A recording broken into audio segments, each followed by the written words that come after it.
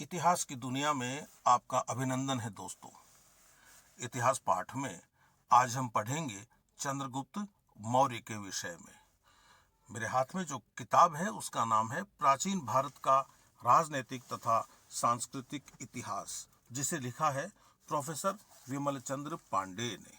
मित्रों, चंद्रगुप्त मौर्य के सिलसिले में अब तक हम 12 बार मिल चुके हैं और आज 13वीं बार मिल रहे हैं।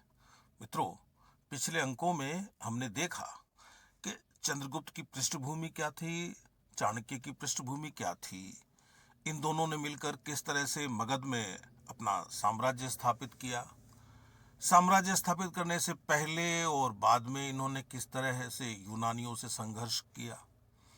हमने यह भी जाना कि चंद्रगुप्त मौर्य दक्षिण भारत में गया था या नहीं गया था, और यदि गया था तो क्या वह अपना शासन स्थापित करने में सफल रहा था। पिछले अंक में हम चर्चा कर रहे थे चंद्रगुप्त मौर्य के प्रशासन की। हमने उन विभिन्न पदाधिकारियों के बारे में जानकारी प्राप्त की जो उसके समय काम करते थे, उसकी मंत्रिपरिषद के हिस्से थे। आज हम इससे आगे की बात करेंगे और न्याय व्यवस्था से अपनी बात प्रारंभ करते हैं। ग्राम संघ साम्राज्य का सबसे छोटा न्यायालय था। यह गांव के मुकदमों का निर्णय करता था। इसके ऊपर संग्रहण, द्रोणमुख और जनपद के न्यायालय होते थे। देश का सर्वोच्च न्यायालय स्वयं राजा था। वह नीचे के किसी भी न्यायालय के निर्णय को रद्द कर सकता था। साम्राज्य के संपूर्ण न्यायालयों को 2 कोटियों में विभक्त किया गया है। जो न्यायालय मनुष्यों के पारस्परिक मुकदमों पर निर्णय देते थे वे कहलाते थे धर्मस्थीय, और कुछ मुकदमे ऐसे होते थे जो व्यक्ति और राज्य के बीच होते थे। ऐसे मुकदमों की जहां सुनवाई होती थी वे न्यायालय कहलाते थे कंटक शोधन, यानी कंटक शोधन न्यायालय। नगरों में न्यायाधीशों को व्यावहारिक महामात्र कहा गया है। जनपद में जो न्यायालय होते थे वहां का काम देखते थे राजुक। चंद्रगुप्त का दंड विधान बड़ा कठोर था। छोटे छोटे अपराधों के लिए अंगत छेदन का दंड दिया जाता था। मेगास्थनीज ने इसका उल्लेख किया है। परंतु न्याय व्यवस्था स्वेच्छाचारिणी नहीं थी। न्याय व्यवस्था धर्म, व्यवहार, चरित्र और राजशासन पर निर्भर थी। न्याय व्यवस्था धर्म, व्यवहार, चरित्र और राजशासन पर निर्भर थी। धर्म उन सार्वभौम सिद्धांतों के समूह को कहते हैं जो हर युग में मान्य हो। व्यवहार पुराने कानूनों को कहते हैं। चरित्र ग्रामों की अपनी विशिष्ट परंपराओं और मान्यताओं का नाम है। राज शासन राजाज्ञाओं को कहते हैं। मौर्य साम्राज्य के सारे मुकदमे इन्हीं 4 आधारों पर निर्णीत होते थे। न्याय की इस विशिष्ट प्रणाली को नए समझने के कारण ही मेगास्थनीज ने लिख दिया है कि भारतीयों के पास कोई लिखित कानून नहीं है। कोई भी न्यायाधीश वस्तुतः मनमानी कर नहीं सकता था। चाणक्य ने स्वयं राजा के लिए लिखा है कि यदि वह किसी निरपराधी को दंड देगा तो उसे तिगुना दंड भुगतना पड़ेगा। कौटिल्य की राज्य व्यवस्था में गुप्तचरों का बड़ा महत्व था। ये प्रत्येक सूचना राजा तक पहुंचाते थे।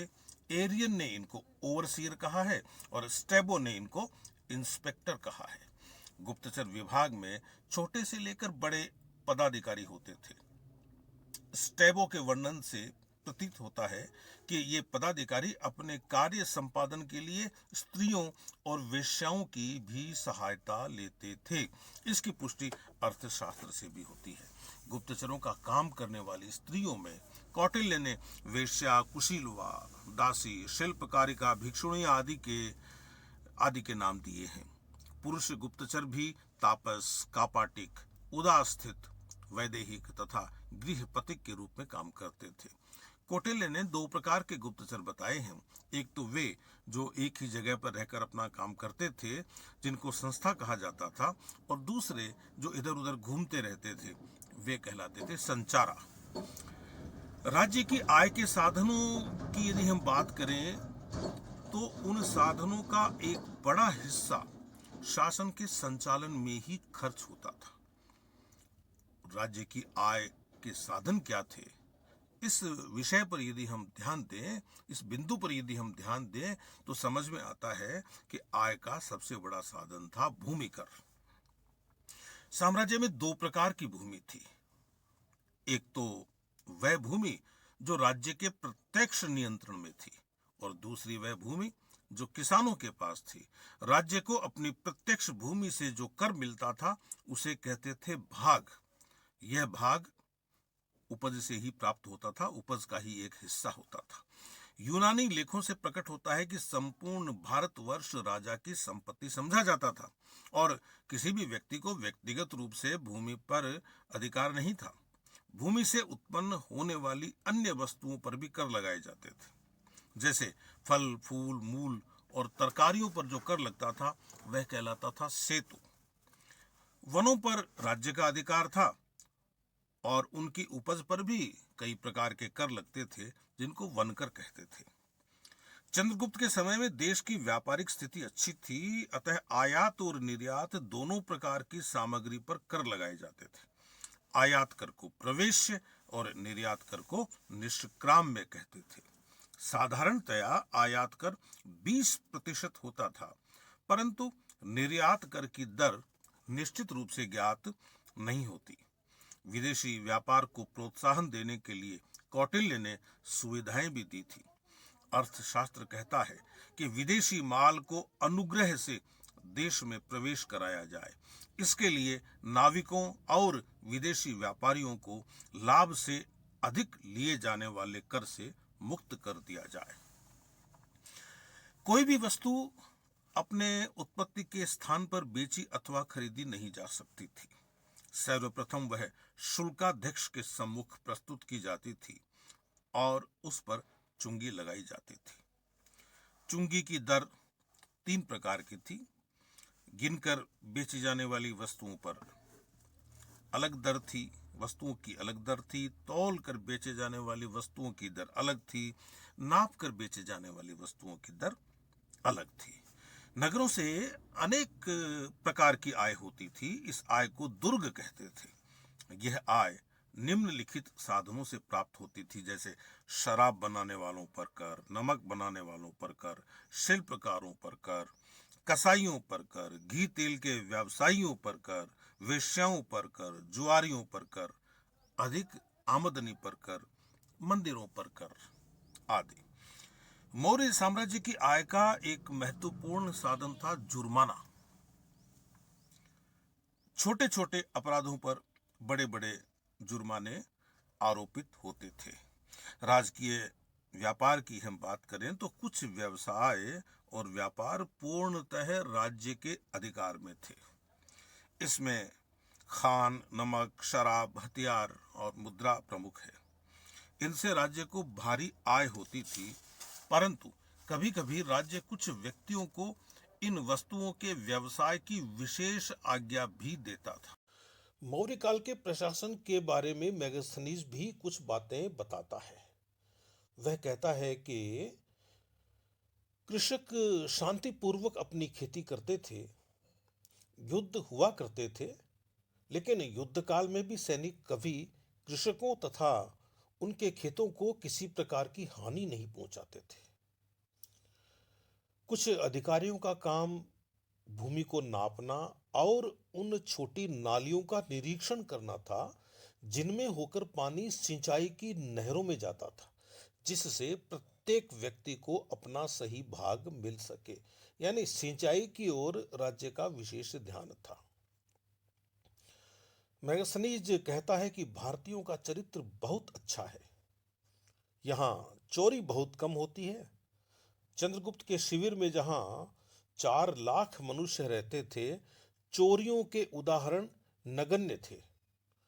परंतु मेगास्थनीज के अनुसार भारत का दंड विधान बड़ा कठोर था। वह लिखता है कि चंद्रगुप्त के शिविर में जहां 4 लाख मनुष्य रहते थे, चोरियों के उदाहरण नगण्य थे, परंतु भारत का दंड विधान बड़ा कठोर था। छोटे छोटे अपराधों के लिए अंगद छेद का दंड दिया जाता था।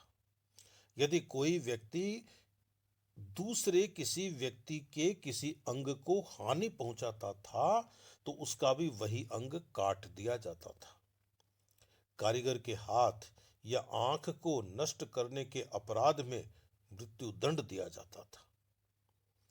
वह कहता है मेगास्थनीज कि राजा राज्य का सर्वोच्च अधिकारी था। वह राज्यसभा में दिन भर रहता और न्याय करता। जब राजा का शरीर आबनूस के मुकद्दरों द्वारा दबाया जाता था उस समय भी वह प्रजा के आवेदनों को सुनता रहता था। मेगास्थनीज का कहना है कि राजा सदैव प्राण भय से आशंकित रहता था और इसी से वह कभी एक कमरे में 2 रातें व्यतीत नहीं करता था। जिस समय वह आखेट के लिए जाता था उस समय उसका मार्ग रस्सियों से अलग कर दिया जाता था। इन रस्सियों को लांघने वाले को मृत्यु दंड दिया जाता था। चंद्रगुप्त ने नंद वंश का विनाश कर राज्य प्राप्त किया था, अतः निश्चित था कि कुछ समय तक उसे नंद वंश के समर्थकों के षड्यंत्रों का भय रहा होगा। तो यह एक प्रशासनिक व्यवस्था थी मेगास्थनीज के अनुसार, जिसके तहत राजा की सुरक्षा की जाती थी। मेगास्थनीज ने पाटलिपुत्र को पोलीव्रोथा के नाम से पुकारा है और उसका विस्तृत वर्णन किया है। वह पाटलिपुत्र के प्रशासन की जानकारी भी हमें देता है। मेगास्थनीज का कहना था कि पाटलिपुत्र का प्रबंध एक नगर व्यवस्थापिका के द्वारा होता था। इसमें 5-5 सदस्यों की 6 समितियां थी। पाटलिपुत्र के विषय में वह लिखता है कि यह गंगा और सोन के संगम पर स्थित था तथा प्राच्य भारत का सबसे बड़ा नगर था। यह 9.5 मील यानी 80 स्टेडिया लंबा और 1 सहित 3/4 मील यानी 5 स्टेडिया चौड़ा था। इसके चारों ओर 600 फीट चौड़ी तथा 30 हाथ गहरी एक खाई थी। साथ ही साथ इसे एक ऊंची दीवार भी घेरे हुए थी।